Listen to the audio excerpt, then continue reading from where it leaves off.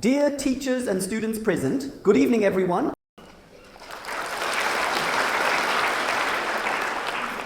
I am the host of tonight's lecture from Peking University. Welcome everyone to the academic venue of our institute. We know Buddhism is a religion that transforms sentient beings. Buddhist studies are knowledge that opens wisdom.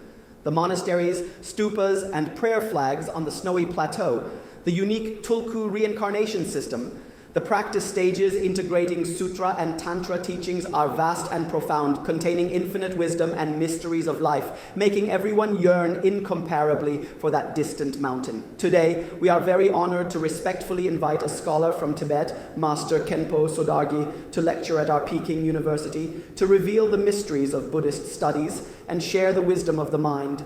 Interpersonal relationship issues can be said to be mostly trivial matters in our lives, but they are like sand in shoes, permeating every step with discomfort, invisibly affecting our mood and giving rise to various problems in our interpersonal interactions. Small things accumulate into big ones and even led to incidents like the doormate poisoning at Fudan University and the incident at Yunnan University where Ma Jiajue killed his classmates. Malicious, extreme incidents. During the social transformation period, due to factors such as volatile values, frictions and conflicts in interpersonal relationships are more likely to occur and escalate. How to establish harmonious and amicable interpersonal relationships, how to deal with a reality where gratitude coexists with pain, where apology interweaves with reflection, where tradition and modernity coexist. This always troubles us all, especially us post-90s college students who are self-respecting, self-confident, self-loving, and self-regarding. Great Khenpo in recent years has engaged in academic exchanges in many venues, cross-religious exchanges with scholars at home and abroad on issues of morality, environmental protection, peace, and life education. Especially, he has dedicated more time to focusing on college students' education and guidance in worldview, values, and outlook on life, regarding how college students can walk out of the haze of interpersonal relationships, how to adapt to the challenges of interpersonal relationships. He has unique insights and commanding observations. Now, let us welcome Great Khenpo to lecture with the warmest applause. Thank you.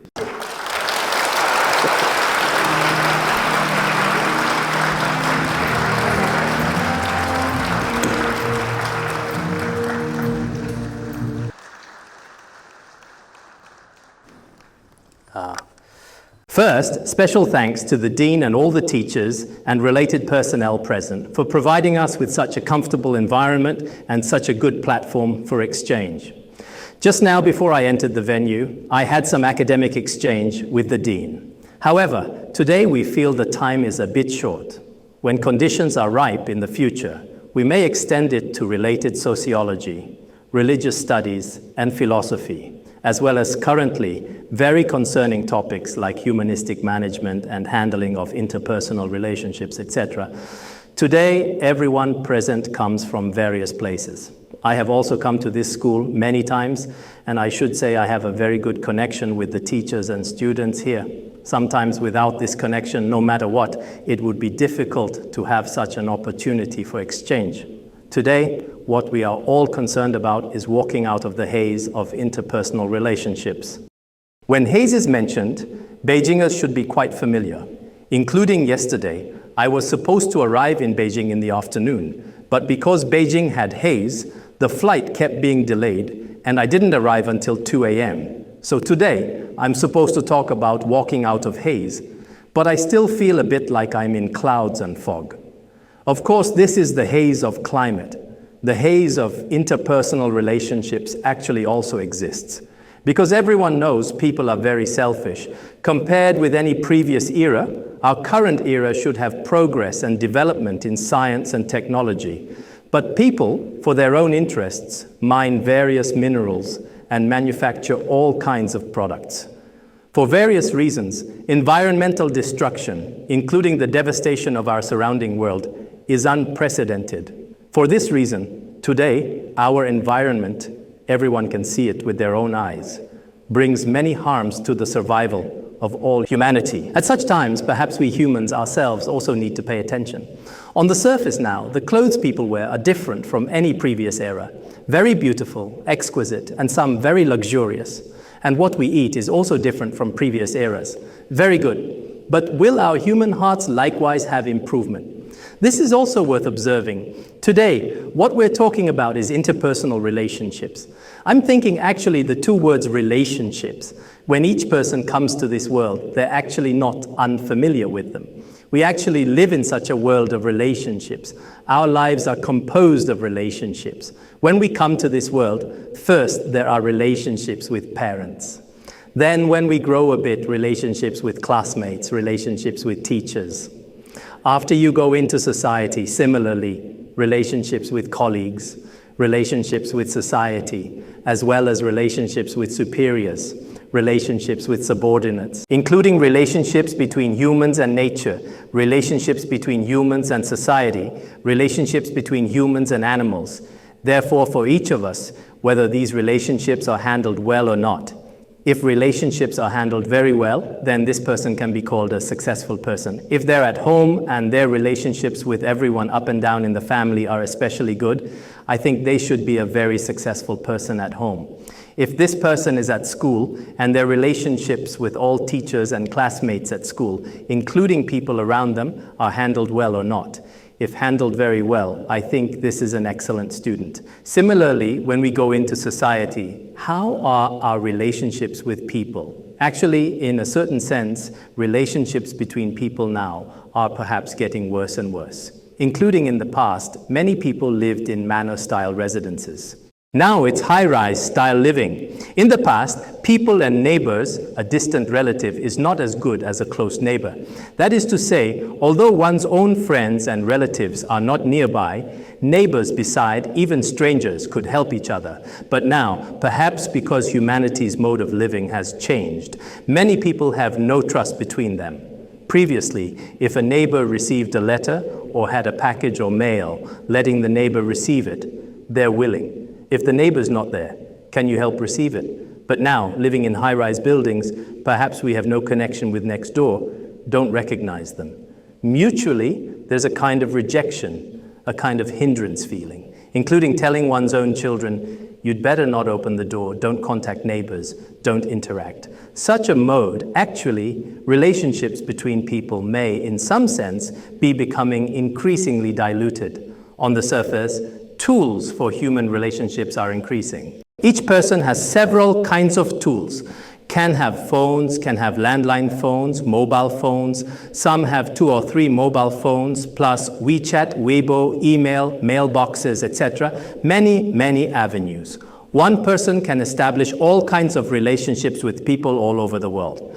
But because such relationships are too complex, too many, too frequent, it seems emotions between people are also becoming less and less deep.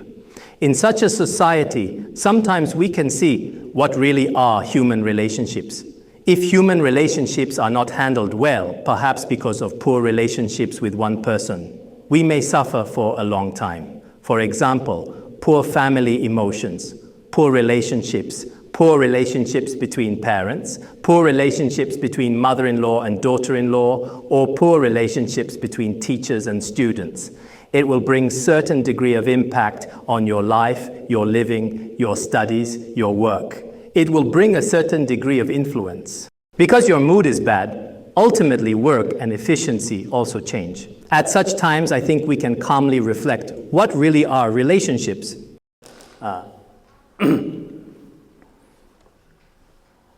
This can be drunk, right?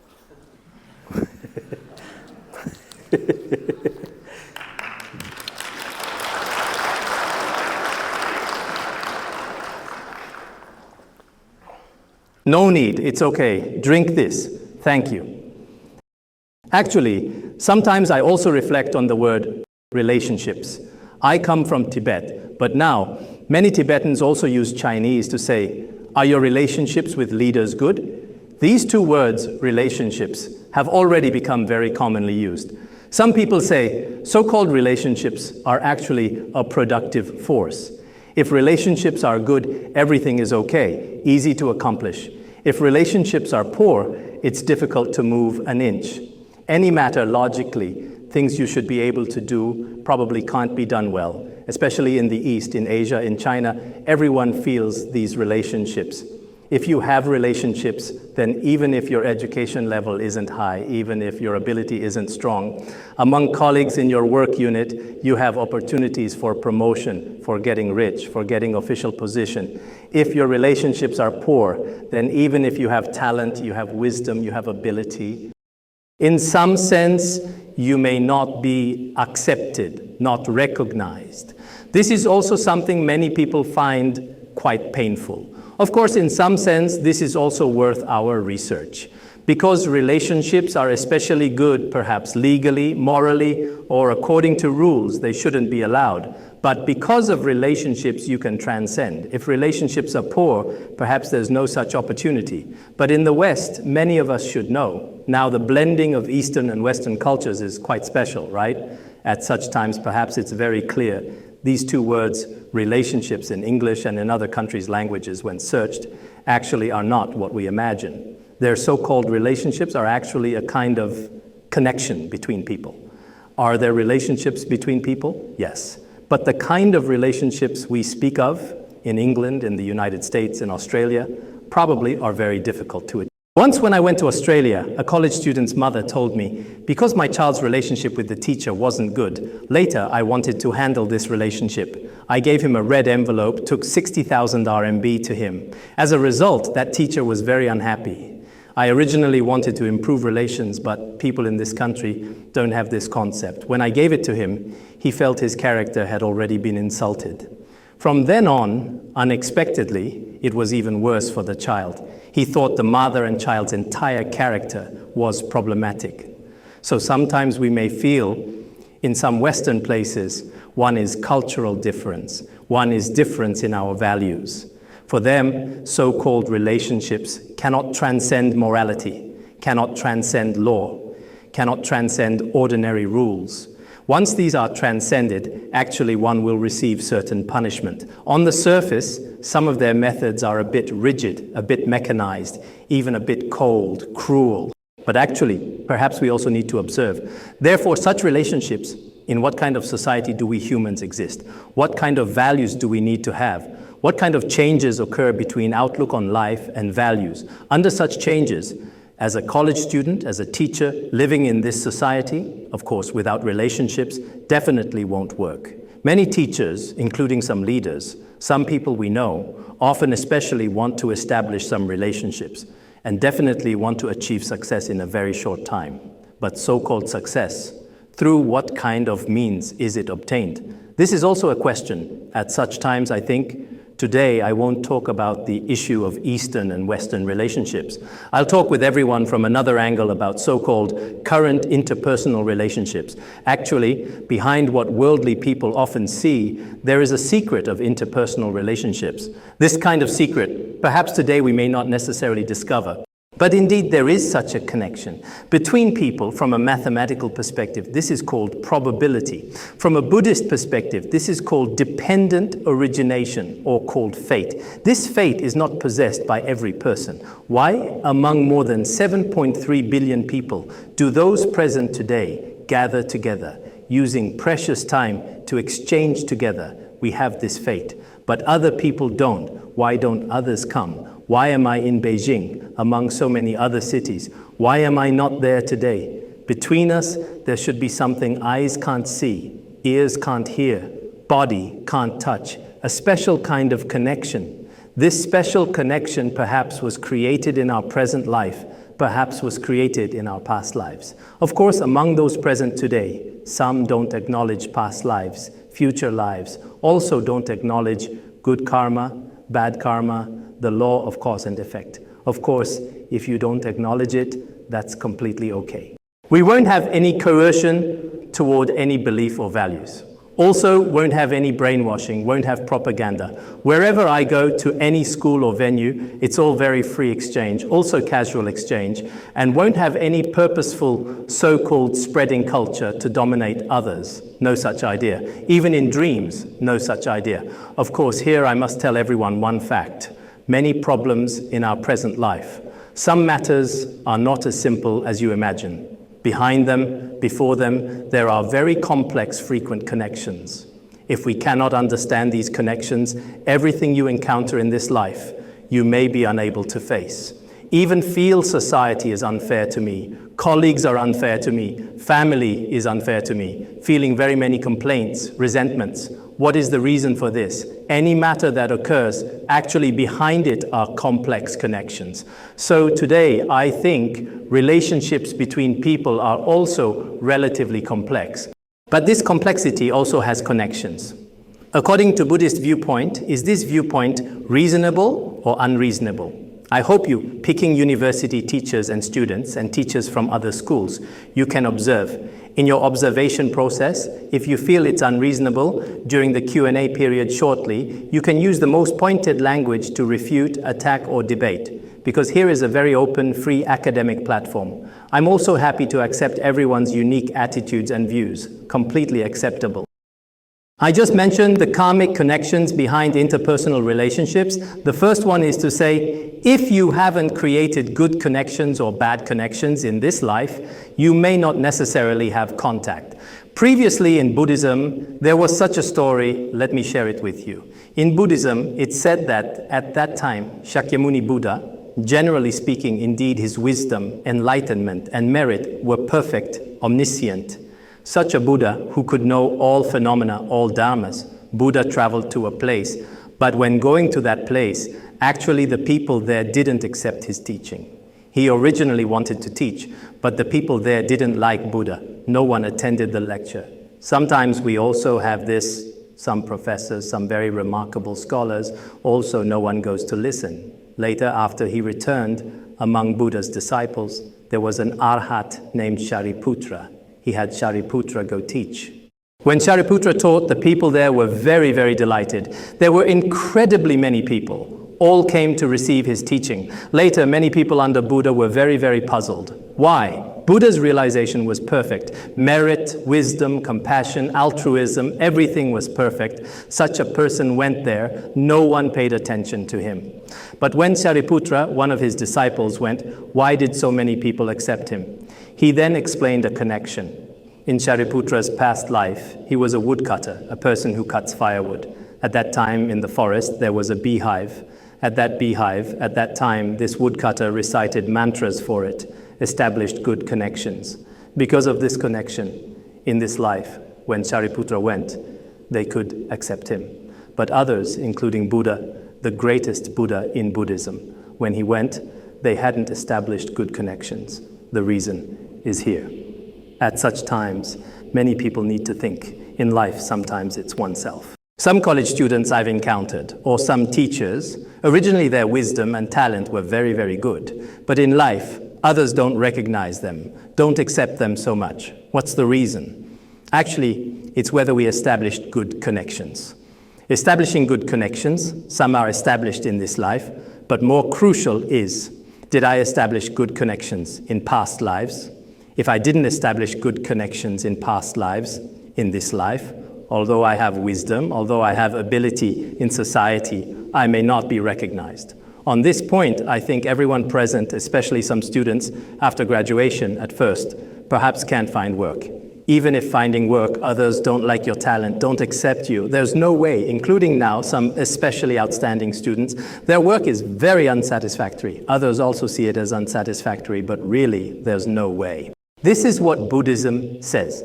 Before establishing Dharma connections, widely establish human connections.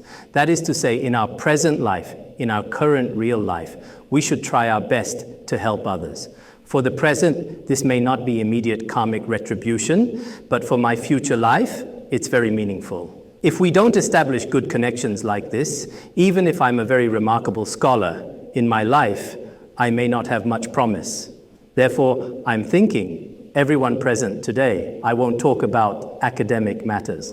It should be with very simple principles to contemplate your work and life. Some people think my knowledge scope now should be quite good, especially for Peking University teachers and students. Within a certain scope, your learning should have no problems. Wisdom should have no problems. But in the future, your connections, your merit, do you have them? This is worth considering. Although you graduated from this school, you teach at this school. In the future, your human connections, your connections, what will they be like? Hard to say. Within this, there are very complex connections.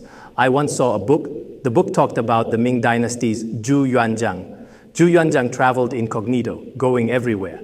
Once, when especially hungry, a farmer gave him a cup of hot tea. He was very grateful at the time. He immediately asked this farmer's name, location, asked everything. After returning at that time, there was a scholar who was especially dissatisfied because this person, it seemed he was made county magistrate or something.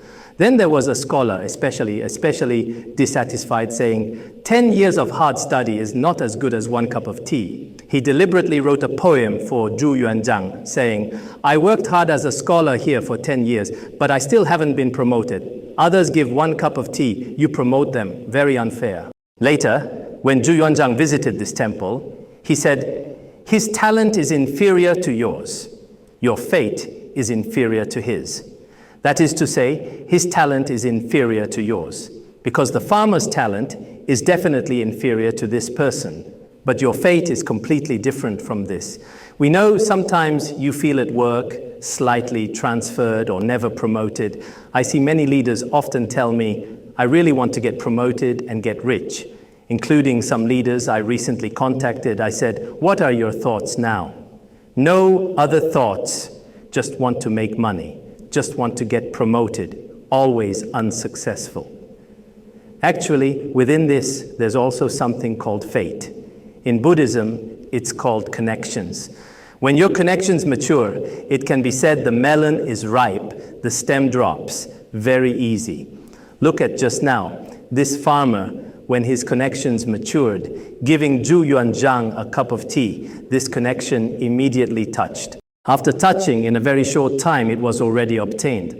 If your connections haven't arrived, 10 years of effort, 20 years of effort, 30 years of effort, perhaps in this life, you may not necessarily achieve it. Therefore, relationships between people, including encountering a leader, including any favorable conditions for work to go smoothly, actually the cause is on our own side. The condition should be on others' side. When cause and condition gather, anything is very easy to obtain. If these connections haven't been obtained, perhaps people who help you are also very few. I just said, indeed, sometimes people have relatively special connections. Some special connections, when you meet once, a different feeling arises from the bottom of your heart, especially warm, enthusiastic. Some, when meeting them, are very unwilling, very unhappy. Seeing this person feel especially annoying, this also has certain connections. In the Vinaya Sutra, I also recall one. Buddha once, when teaching, said,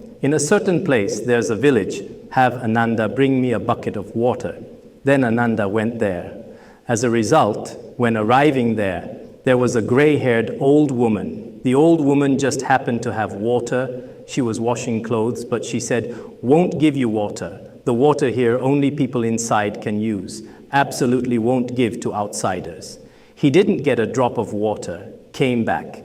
After returning, Buddha had Shariputra go. As a result, when Shariputra went, when that old woman saw Shariputra, she was very, very delighted. She had no excuse at all, just said, we here don't give to outsiders. But after he came, she immediately gave a bucket of water, and from her own home brought lots and lots of food for him. What was this connection? I don't know if I've talked about it before. Perhaps some people here have heard my class. This connection was, originally, this old woman in her past life was in the animal realm. When its corpse was by the roadside, Ananda's past life was a merchant. He covered his mouth, very disgusted, left. But Sariputra's past life was a scholar, a writer. He saw this animal, generated a compassionate mind. Originally, this animal had already died. Then he buried it in the ground. Because of different states of mind in this life, the connections and relationships with the two people are all different. Speaking of this, perhaps you feel it's a bit wondrous, but I deliberately want to tell you, on the surface, behind such a very simple story, actually between our interpersonal relationships, there are many complex issues worth researching, worth deep thought, worth observing, worth looking from an academic angle. How is this said? This truly occurred in human history, but such occurrences are not only in ancient times. Now in our lives, in society, they're also vividly, continuously occurring. Why do some people especially easily accomplish many, many things? Some people can't accomplish things at all. Everywhere hitting walls, everywhere made especially bad by interpersonal relationships. I see some college students, including never thinking about others' feelings. A very simple example. Some students in dormitories don't use headphones at all, making very loud sounds, watching movies, chatting with others. Everyone in the whole dormitory is very, very annoyed, but it doesn't matter. Especially now, only children, some people are very stubborn, don't think about others' feelings at all. Just as the dean said, many things have occurred in universities, especially in recent years. Many that sound especially unpromising moral problems. What's the reason for this? Many people, not to mention relationships from past lives, in this very simple present life. The mentality and consciousness of caring for students and caring for others are increasingly absent. At such times, our entire population's morality, many people's behavior, still needs fundamental improvement. If not like this, indeed, a while ago, I saw on the news, Chinese people going to Australia defecating and urinating anywhere, finally arrested by police. Here, during October National Day, sometimes for many tourists, this is a very common thing. Spitting anywhere and defecating, urinating anywhere are very common. But in relatively developed countries, including in some religious venues, there are many improper behaviors. Improper behaviors are now increasing. What's the reason? Actually, the adjustment in our hearts now still needs further improvement, especially as a teacher. Teachers are not only transmitting technical knowledge. More importantly, they need to teach how to be a person, how to improve moral concepts, including conducting oneself, handling affairs, receiving people, dealing with things, many aspects. This knowledge is even more important for young people. If we don't have this, very simply learning some knowledge at school, thinking when graduating, I get my diploma, I graduated from a certain school, then I'm very remarkable. Society will definitely recognize me. But when you go into society, after working less than 2 days, changing jobs again, arriving at several places, finally feeling your original diploma, original graduation certificate, actually in some sense may also not be recognized by society. At that time, oneself is unhappy, gets depression, some even choose suicide. Such phenomena are now increasing. Therefore, as schools actually, more importantly, it's humanitarian care. More importantly, in the future, how to face suffering, how to improve interpersonal relationships. Actually, I think to do interpersonal relationships well, first, there should be several things to do. One is to say, improving interpersonal relationships. In Buddhism, actually, there's also this. I just said, one is, I may not have good relationships with everyone.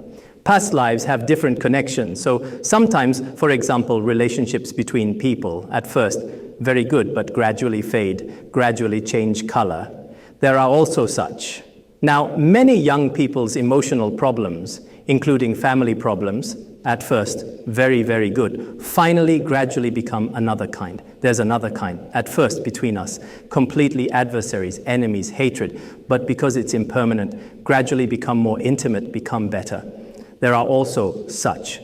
Also, in our present life, because past lives had no relationship. In this life, no matter how you try to please, mutually can't have close relationships. There are these several kinds. No matter what, in Buddhism it's called 6 paramitas and 4 means of gathering among them. 4 ways of gathering are pleasant speech, giving, beneficial conduct, and shared activity. There are these 4. These 4, actually, in improving our interpersonal relationships, I think are very necessary. First, the first one talked about is pleasant speech. Now, this era is the internet era, information era. Perhaps everyone feels as long as exposing others' mistakes, others' bad points, abusing them, scolding them, this is very successful. Actually, this is a very bad phenomenon. Some people now, no matter what they do, learn to scold people, learn to denounce others. Actually, this is very bad for individuals, including now some leadership levels, management levels. Try as much as possible not to pound the table, not everywhere using one's own authority to start talking about others. In this case, the karmic result is very, very fearful. Best, to use a kind of compassionate mind, loving mind, with a soft mind, inspiring language. This is called pleasant speech from the heart. Not one thing in the heart, another on the mouth. Not like this. In the process of speaking, we should speak from the heart language that wants to help others. Of course, this kind of language, in different occasions, use your own language to express, or now, so-called body language. Your smile, your expression, your actions and deeds. Actually, this is also a manifestation of love. In different occasions, we should use a kind of love to communicate with others. If I have a kind of loving giving, temporarily, there may not be obvious return to you. But in the long run, in the depths of your mind, in the depths of your alaya consciousness, it plants a seed of goodness. This power of goodness gradually will mature, sprout, blossom, bear fruit, completely such a pattern and connection. Therefore, I also hope those present in the future to improve interpersonal relationships toward children, toward parents, toward colleagues, sometimes perhaps adopting some violent language, but try as much as possible to reduce such. If we reduce or learn to let go of such violent language to one's own personal mindset, it will definitely be helpful. Originally, temper was especially explosive in a moment, starting either flying into a rage or fuming with anger, such especially fierce, mighty people, but later, including some now who study Buddhism, gradually learning Mahayana bodhicitta, learning Mahayana mind. After this, the mindset gradually becomes gentle. After becoming gentle, anything they will calmly contemplate. In language, they will use very gentle, very mild language to handle. In this case, actually, this is the best choice. This is the so-called pleasant speech. This pleasant speech is very important. In some individual occasions now, we indeed have some, including some parents, when raising their own children, often use some violent behavior to make them grow.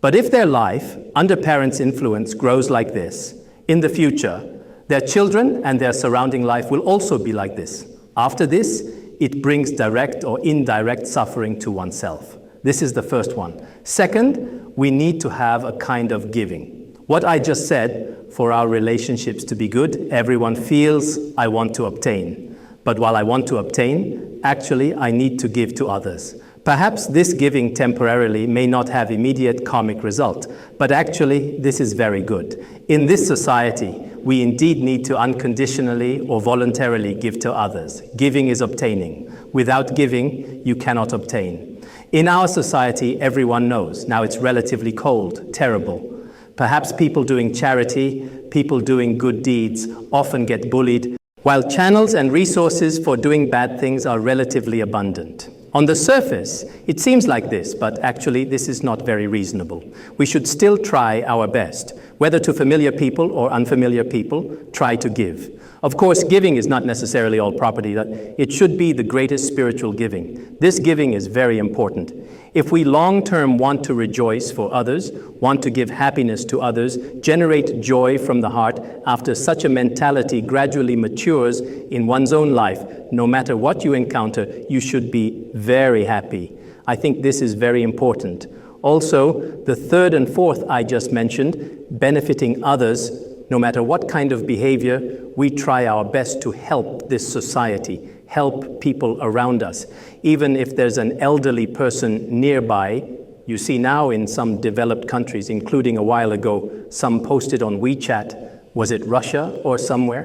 When an elderly person passes by, some drivers immediately stop their cars there. First help him, a very small matter, representing a nation's quality, representing their altruistic mind, representing their behavior.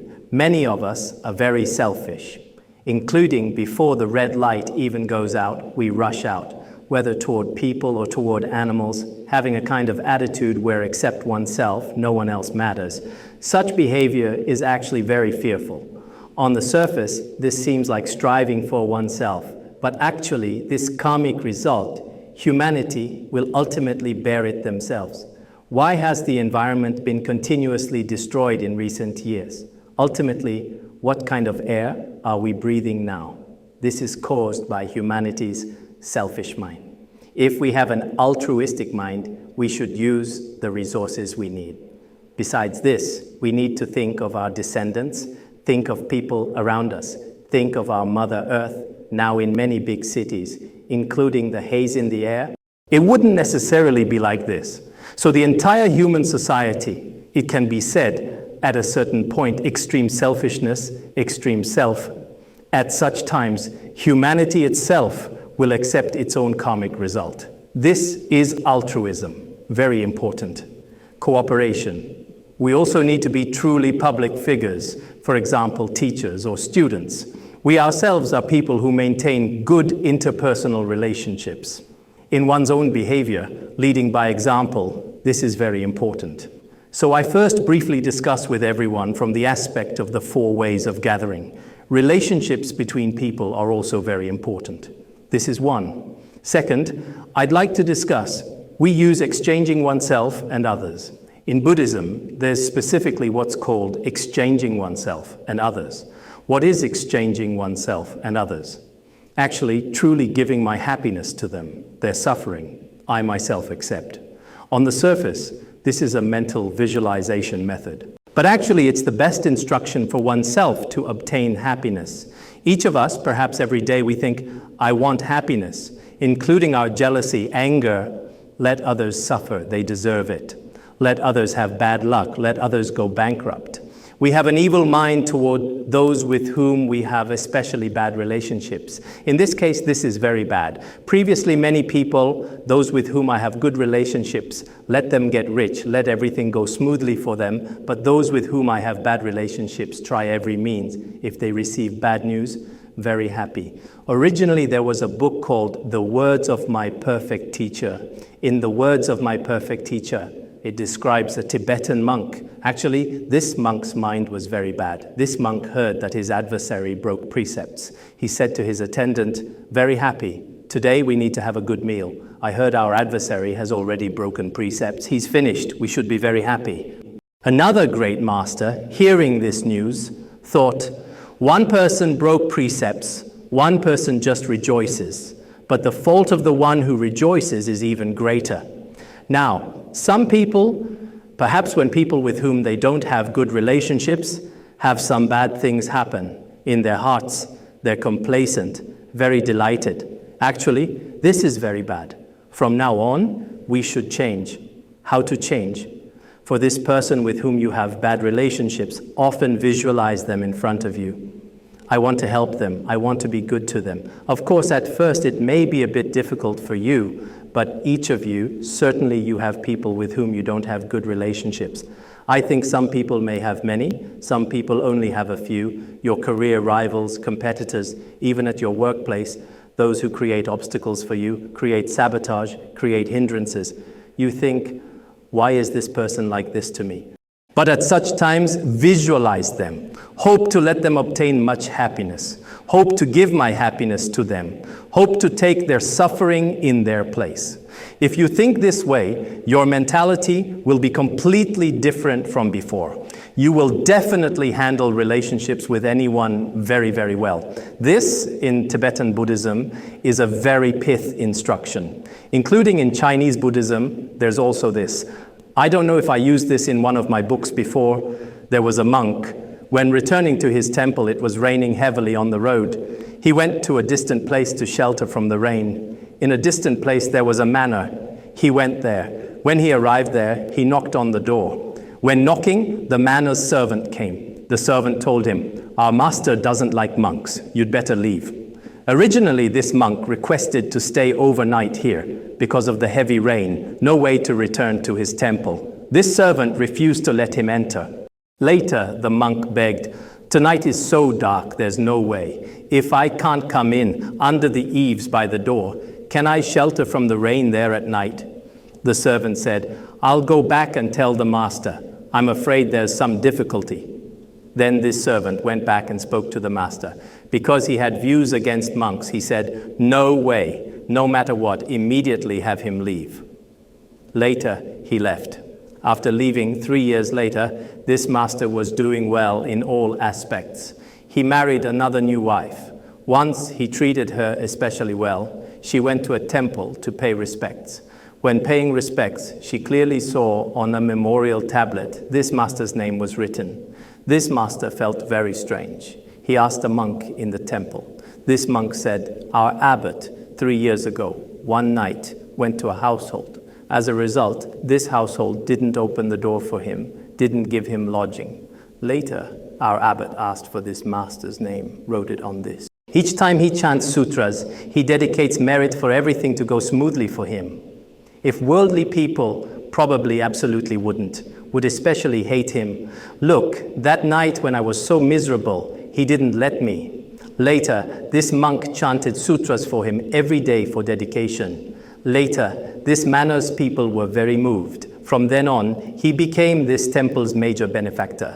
This is a true story. From this, we can see you worldly people will inevitably have those with whom you have bad relationships, bad connections.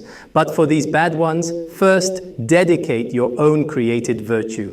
Many good deeds you've done. Want to dedicate to them, want to help them, including when we practice. In Tibetan Buddhism, when specifically practicing, we do prostrations. When prostrating, we visualize our father and mother on both sides, resentful enemies in front. Why like this? Resentful enemies, in the practice process, they often come up, we're unwilling to accept. But we dedicate our virtue and our merit to them. This actually helps them and also helps our own practice. For you, this may be relatively difficult to achieve. In the world, if people offend me, I must offend them. If people don't offend me, I won't offend them. There was such a saying before. If people really want to harm me, I must find a way to retaliate, must try to overthrow them, having such a mentality. But this mentality, Tibetan Buddhism, especially Mahayana Buddhism's view, is different. At such times, if relationships are worst, resentful enemies, I will visualize them in front. I will often want to benefit them. With such a mentality, then others, between colleagues, slightly bad relationships, some misunderstanding toward me, some harm, these I can easily handle. So this is a relatively special mentality. Hope those present, students or whoever, in life, you may have some bad relationships. Within this are complex connections. In this lifetime, I should try my best to complete this negative connection, establish a good connection. This is very important. Finally, I'd like to tell everyone, all interpersonal relationships actually, walking out of the haze of interpersonal relationships, the key is to rely on oneself. Now, many people think self-consciousness, strong self-ideology, but such consciousness gradually also brings suffering to oneself. Because human beings own greed, anger, pride, jealousy, and many, many afflictions. Actually, these afflictions directly or indirectly harm us. If we, according to Buddhism's view, try our best to reduce self-consciousness, use Buddhism's wisdom to observe, I myself am empty, or I in this world am very insignificant, including when we speak or do things. If we often have an altruistic mind, then in any social group I live especially freely, happily, including usually in the process of speaking with others. Those with altruistic minds or successful people, they often care about others. Where are you from? How's your health now? What difficulties do you have? When asking questions, first from others' perspective, care about them. When others describe their difficulties, their suffering, their requests, earnestly listen, and in their life, use certain time and energy to solve their problems. But selfish people, unsuccessful people, people without altruistic minds, perhaps in the process of two people contacting, just boast, talk about their own stories, their own worries, what grievances they've suffered, talking about themselves, not giving others opportunities to let them describe their entire process. This we can also see from brief life encounters. So in our future interactions with others, now people often talk about international relations, interpersonal relations. There are very many theories about such exchange, but most importantly, even on very small issues, learn to care about others.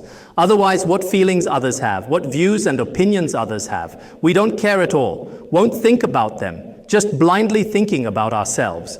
When blindly thinking about oneself, including an enterprise development process, actually, truly altruistic people will have many opportunities. I heard before Yu Min Hong, when he was a student, he often, I don't know if you recognize, now people's complexity is hard to say.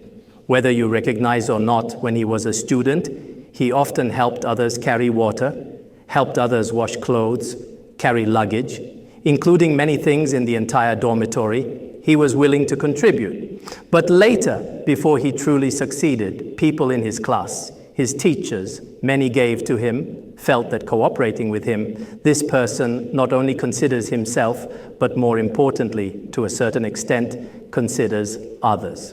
So when we're students, from young, if we all have a kind of standing in others' place, altruistic mentality in the future, our own survival, entrepreneurship, life, studies, the space is very large.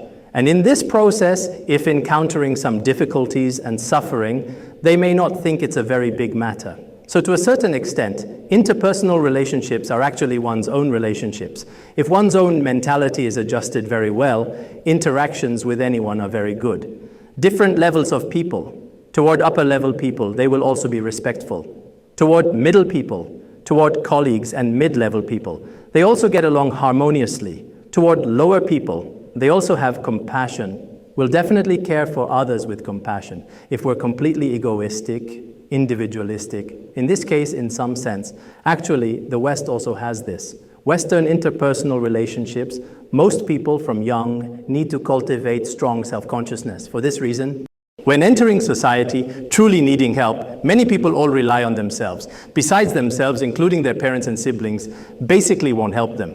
In our Tibetan areas, although science is not very developed, but indeed many people's mentality of helping others compared with the West, the difference is especially great. For example, in Tibet, if one person gets sick, at least there are especially many people to help. This is, of course, natural, even if they have no relatives at all. If an elderly person gets sick, people in the village, people around, will definitely take them to the hospital, will help them. This altruistic consciousness is increasingly degrading in current society. I think this is Western culture's impact on us.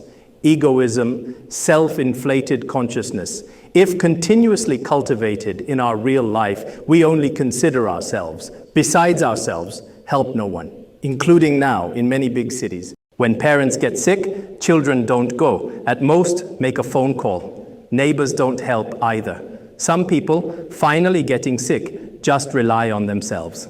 Now many people, indeed, interpersonal relationships have very big problems. With money, perhaps others will help you. With status, perhaps some will help you. If no status, no money. Even if blood relations may also ignore you. This phenomenon is now increasingly serious. So we very much hope we should use sincere hearts to treat the surrounding social environment. Finally, I hope to have these several hearts. One is, we need to have a firm heart. In future studies, life, definitely, the heart must be firm. Without a firm heart, many things give up halfway, like bees gathering nectar. Today in this department, tomorrow in that department, a brief life may have no foothold, ultimately drifting, very pitiful. So no matter what you do, observe with wisdom. Finally, you must have a kind of firm heart, stable heart. This is very important. Second, we need a diligent heart. Actually, many lazy people lose many opportunities. Whether in student era, teacher era, any era, we cannot give up learning. Actually, learning improves our life in all aspects. Of course, learning content can also study religion, can also study worldly theories. More importantly, knowledge meaningful to our own life. This very precious spiritual wealth we cannot lack. Some students, after graduating, give up all knowledge thinking, I've already finished studying. Actually, people should live and learn until old. This spirit, I think, is very important. And some lazy people, they always have all kinds of excuses. Tomorrow and tomorrow. In this case, their own knowledge and skills increasingly degrade. Finally, people are very young, but wisdom hasn't improved. Ultimately, perhaps eliminated by society, especially in this current era. Science and technology, much knowledge, all continuously updating, continuously changing. At such times, if not learned, absolutely can't keep up with the times, absolutely can't keep up with life's pace. So we very much need to study diligently. This is the second I spoke of. Third, we need to have a tolerant mentality. If without a tolerant mentality, now social relationships are increasingly complex. Connections between people, although very frequent, relationships are increasingly indifferent. At such times, we may often receive many shocks and stimulations.